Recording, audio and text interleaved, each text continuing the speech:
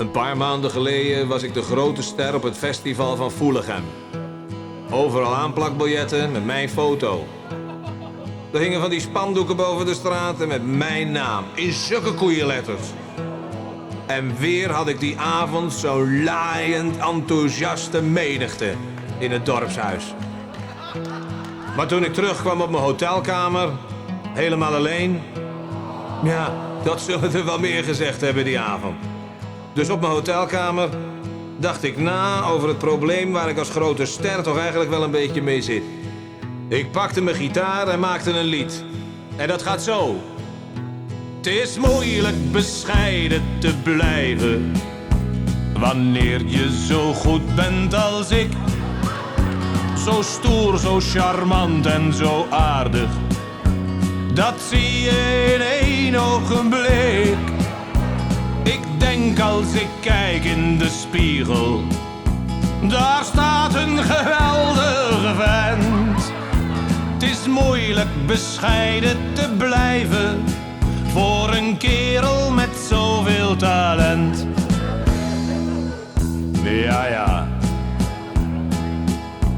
De allermooiste meiden die mij eenmaal hebben gezien, die vallen meteen aan mijn voeten. Aan iedere teen minstens 10. Ik lig zelfs goed bij de mannen, maar dat geeft me ook al geen kick.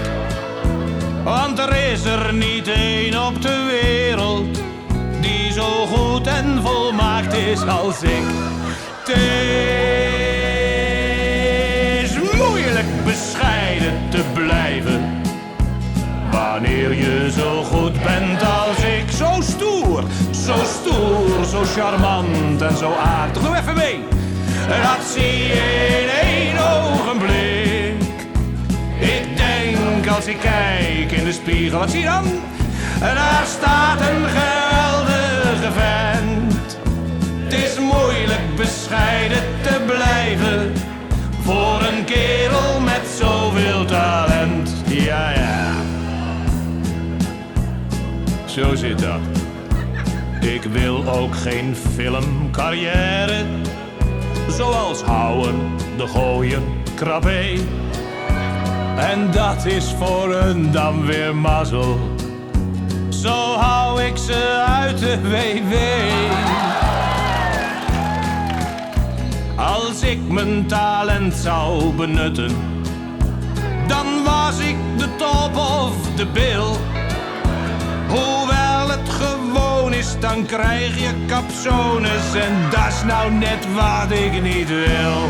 Het is... Kom op, vers zitten die zangers, kom op!